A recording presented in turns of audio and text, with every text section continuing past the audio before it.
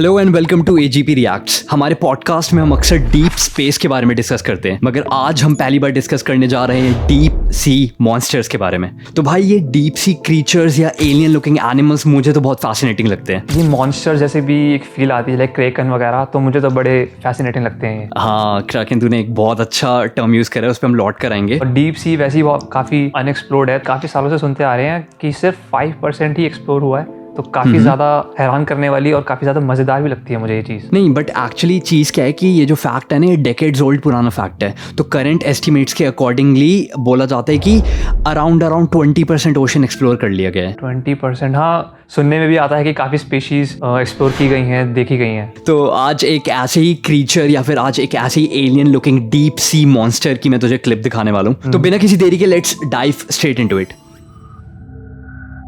ऐसा लग रहा है कि लाइक मूवी की क्लिप चल रही है। टेल मी, ये एलियन लुकिंग क्रीचर नहीं है। एक बार तो इसके वो देख भाई, इसके आर्म्स देख, इसके आर्म्स उसमें जॉइंट्स टाइप है, बेंड है। सही में ये तो कुछ अलग ही एलियन लुकिंग क्रिएचर एकदम। ये जो जॉइंट्स की तरह है, हमारे एल्बो, एक ऑलमोस्ट लाइक एन एल्बो। हाँ, तो भाई ये एल्बो लाइक मैंने कभी नहीं देखा। हाँ, ये अलग सा लग रहा है। तो ये जो पर्टिकुलर तूने अभी क्लिप देखी, this was captured in 2007 somewhere in the Gulf of Mexico, एक ऑयल ड्रिलिंग साइट पर which is owned by the Shell oil company, जिसका एड वैड भी। तो इस क्रीचर की जो लेंथ एस्टिमेट करी गई है वो अराउंड 26 फीट लॉन्ग है। इतना ज्यादा? हाँ, और कंबाइंड हाइट है 6 feet on a good day. तो अब चीज़ ये है कि it is unfortunately a distant cousin of the giant squid. हाँ, तो जायंट स्क्विड्स तो मैंने सुना है, ये वैसे ही कुछ 10-12 मीटर्स के अराउंड इतने बड़े होते हैं। राइट। तो ये जो स्क्विड है, ये है मैग्नापिना स्क्विड, और it is also known as big fin squid. तो जैसा कि तूने बोला अभी, ये अराउंड 10 to 13 मीटर्स है ये। तो अगर तुम उन मीटर्स को कन्वर्ट करो तो इनकी maximum estimated height anywhere between 40 to 45 feet. भाई 40 to 45 फीट का मतलब है कि एक जिराफ के ऊपर तू एक और जिराफ को लगा दे और उसके बाद जो हाइट निकल कर आएगी वो तेरे जायंट स्क्विड की हाइट है। इतना ज़्यादा अभी तो इतना एक्सप्लोर नहीं किया है ओशन, ऐसी कितनी चीज़ें और मिलेंगी। एक एस्टिमेट करा गया है कि अराउंड 8.7 मिलियन स्पीशीज़ है प्लांट्स एंड एनिमल्स की करंटली अर्थ पे, और उनमें से around 2 million species marine species है। 2 मिलियन? इस 2 मिलियन में से भी कमाल की बात तो ये है कि 90% of all marine species are still unidentified और अनक्लासिफाइड। सही में ये तो भाई कुछ कहीं ना कहीं क्रेकन के रिश्तेदार लग रहे हैं मुझे। मेरी तो यही थ्योरी है कि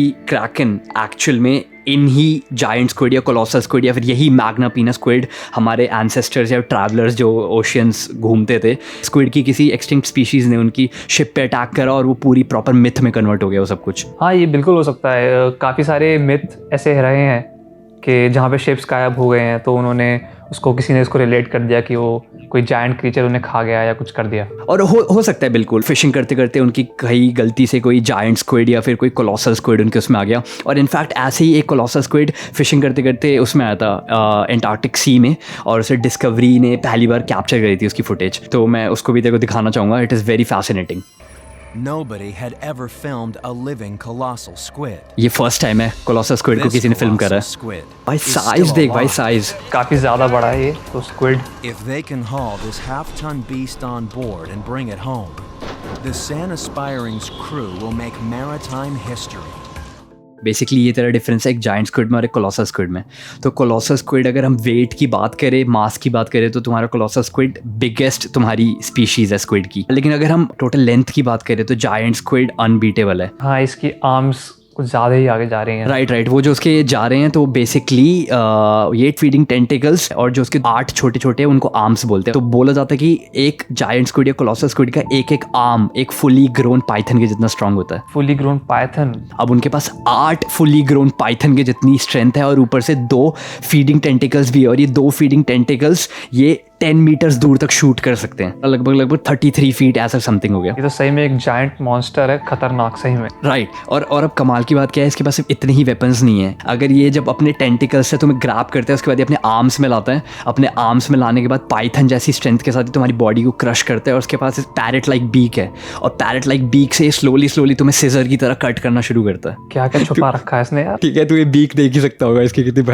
भयानक सी बीक है भाई। एक बार तू उस बीक को देख भाई। ये वैसे ऐसी क्या कम खतरनाक है जिसने और हथियार एकदम जोड़ रखे हैं अपने अंदर? इसके पास एक और हथियार, अब कमाल की बात तो ये है, और इसका हथियार है इसकी जायंट आइज। तो जो जायंट स्क्विड और कोलोसस स्क्विड है, they have the largest eyes in the world. तुम कोई से भी जानवर उठा लो, उनकी आंखें सबसे बड़ी है एनिमल किंगडम में, और इनकी एक आंख हमारे सर से बड़ी है। सर से भी बड़ी आंख? हाँ, हमारे सर से भी ज़्यादा बड़ी भाई। They are loaded. और सिर्फ जायंट स्क्विड या कोलोसस स्क्विड्स नहीं, मेरे ख्याल से इनको सेफलोपॉड्स बोलते हैं। सेफलोपॉड्स में तुम्हारे ऑक्टोपस भी आ जाते हैं, कटल फिश, जितने भी ये सब है ना, ऐसे ये पतले पतले से पिचके से मतलब ये जो होते हैं, ये जेली लाइक बॉडी, तो इनको सेफलोपॉड्स बोलते हैं। तो सेफलोपॉड्स भाई मेरे ख्याल से तो मॉन्स्टर्स है कसम से। ये डीप सी क्रिएचर्स इतने ज़्यादा डरावने तो हैं, साथ में इतने फैसिनेटिंग कि इनको जितना देखो उतना सरप्राइजिंग एलिमेंट बढ़ता जाता है। तो डीप सी क्रीचर्स इतने ज़्यादा भयानक इसलिए होते हैं क्योंकि एक टेंडेंसी है, उसे बोलते हैं डीप सी जाइगेंटिज्म। तो डीप सी जाइगेंटिज्म नाम से ही पता चल रहा है, ये साले नीचे पड़े पड़े इतने बड़े होते जाते हैं, ठीक है। और इनकी कोई लिमिट ही नहीं है। इनकी लिमिट अगर तुम बोलो ना, अगर हम जायंट स्क्विड की भी बात करें भाई, जायंट स्क्विड की ना लिमिट है 16 फीट से लेके 45 फीट, और हो सकता है कि 60 फीट है। 60 फीट? क्या चल रहा है? इनफैक्ट अगर तूने अराइवल मूवी देखी हो? नहीं। ओके, तो अराइवल मूवी में क्या होता है कि एलियंस आते हैं और उन्होंने एलियंस को पोर्ट्रे करा है सेफलोपॉड्स एलियंस। ऑक्टोपस और स्क्विड जैसा उन्होंने पोर्ट्रे किया है। हाँ, हम वो इंस्पायर हुए होंगे ऑब्वियसली। इनफैक्ट एक थ्योरी भी है, ये काफ़ी ज़्यादा लोग बोलते हैं कि ऑक्टोपस और ये जो बहुत सारे सेफलोपॉड्स हैं, ये बाहर से किसी एस्ट्रॉइड में इनके, तुम कह सकते हो, एग्स हमारे ओशियंस में क्रैश करे मिलियंस ऑफ ईयर्स पहले, ऑलमोस्ट 500 मिलियन ईयर्स पहले। और उसके बाद क्या कहते हैं, ये एलियन स्पीशीज़ है। काफ़ी सारे लोग इन पे, तुम कह सकते हो, रिसर्च कर रहे हैं। बट अगर हम DNA की बात करें तो DNA इनका बहुत ज़्यादा अलग नहीं है बाकी एनिमल किंगडम से। ये तो काफ़ी इंटरेस्टिंग थ्योरी है। हाँ, और भाई मैं मान सकता हूँ कि ऐसी थ्योरी क्यों बनाई गई है, क्योंकि इनके बारे में अगर हम स्टडी करें तो भाई लार्जेस्ट आइज इनके पास है, ठीक है। 8 arms, Python like strong arms इनके पास है। 2 फीडिंग टेंटिकल्स जो कि 10 मीटर तक शूट कर सके इनके पास है, ठीक है। और फिर कमाल की बात तो ये सेकंड्स में क्या कहते हैं, अपना कलर और टेक्सचर बदल सकते हैं। भाई साहब, टोटल नाइटमेयर फ्यूल। कौन कहता डीमन एग्जिस्ट नहीं करते, है ना? ये सीरियसली, एलियन को कोई चैलेंज देने वाला है तो भाई हमारे पानी में उतर जाओ। या हम क्रैकन की बात कर रहे थे, राइट।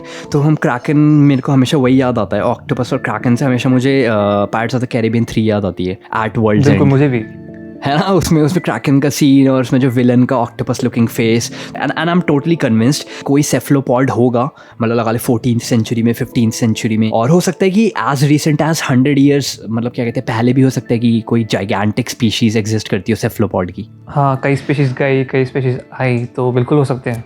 राइट तो मुझे ऐसा लगता है क्रैकन की मिस्ट्री तो हमने सॉल्व कर दी, तो आई गेस हमको इसका मिलना चाहिए कुछ कंपनसेशन वगैरह। बिल्कुल देना तो चाहिए यार, हम डिस्कवरी से कंपटीशन तो हम दे सकते हैं उन्हें। कितना फैसिनेटिंग है ना, 45 फीट लॉन्ग एक एनिमल, एक one of the biggest animal है जो एग्जिस्ट कर रहा है हमारे वर्ल्ड में करेंटली। हाँ, ओके, तुमको लगेगा कि यार इनकी साइटिंग्स बहुत ज़्यादा कॉमन होंगी, इनकी फुटेज मिलना, इनकी फ़ोटोज़ मिलना बहुत ज़्यादा कॉमन होगा, और क्या कहते हैं, इनको स्टडी करना बहुत ज़्यादा आसान होगा। बट कमाल की बात तो ये है कि सेफलोपॉड की जो फर्स्ट इमेजेस हैं, लाइफ जायंट स्क्विड की जो फर्स्ट इमेजेस हैं, वो अर्ली 2000 में कैप्चर करी गई है। अर्ली 2000 में? हाँ, इतने बड़े एनिमल अर्ली 2000 में इनकी कंफर्मेशन मिली है कि हाँ भाई अभी भी जिंदा है, अभी भी एग्जिस्ट कर रहे हैं। अर्ली 2000 से पहले जायंट स्क्विड मिले गए हैं, तो पीसेस में मिले गए हैं, उनके टेंटिकल का कोई पीस मिला है, या फिर डेड बॉडी शोर में आ गई वॉश्ड अप होके। और इनफैक्ट लोगों को लगता था कि नहीं, ये मिथ है, ये सारे के सारा, या फिर अगर रियल भी है तो ये एंशिएंट क्रीचर्स है, अब एग्जिस्ट नहीं करते। लेकिन उन्होंने स्पर्म वेल वगैरह और जो बाकी वेल की स्पीशीज़ है, उन्होंने उनको स्टडी करा। मान ले किसी वेल की डेड बॉडी शोर में आ गई, उन वेल्स में देखा जाता था, उन वेल्स के ऊपर ना मार्किंग है, इनके टेंटिकल लाइक मार्किंग। तो उन्होंने जब उन मार्किंग्स को स्टडी करा तो उनको पता चला भाई ये मार्किंग किसी 10-15 फीट के जानवर की नहीं है, ये मार्किंग 30, 40, 50 फीट के एनिमल्स की है। तो तब उनको पता चला कि ओके, डेफिनेटली एक स्पीशीज़ है जायंट स्क्विड और कोलोसस स्क्विड की जो एग्जिस्ट करती है। जी, मेरे को लगता है कि डेफिनेटली ये ना, एक तो इतना ज़्यादा अनएक्सप्लोर्ड है ओशन, तो काफ़ी सारे बिल्कुल वहाँ पे होंगे, और शायद उनके जैसे और भी। बट ऐसा कहना तो मुश्किल है कि ये बिल्कुल नहीं होंगे, या फिर बहुत कम हो सकते हैं, एक्सटेंट हो गए होंगे। जैसे जैसे एक्सप्लोर किया जाएगा ये बिल्कुल सामने आएंगे और भी। अगर जायंट और कोलोसल स्क्विड को ये मिथ कहा करते थे, तो क्या पता क्रेकन जो को ये मिथ कहते हैं, क्रेकन को, क्या पता आगे जाके वो भी हमें दिख जाए। राइट यार, अगर 45 फीट लॉन्ग एनिमल्स तुमको धोखा दे सकते हैं इतने सालों से, तो भाई क्या क्या तुमको धोखा दे रहा होगा। क्या क्या हमने अभी तक नहीं देखा है, इतनी हैरानी होती है मतलब। राइट तो मेरे ख्याल से इस पे एंड करते हैं, और बाकी तुम लोग बताओ, तुम लोगों को क्या लगता है, क्या कोई दूसरी जाइगैंटिक स्पीशीज ऑफ स्क्विड अभी भी एग्जिस्ट कर सकती है डीप वाटर्स में, या फिर ऐसा कुछ मिल पाना बहुत मुश्किल है? और तुमको क्या लगता है ऑक्टोपस जैसी स्पीशीज का कहीं ना कहीं एलियन लाइफ को स्टडी करने से कुछ रिलेशन है या नहीं है?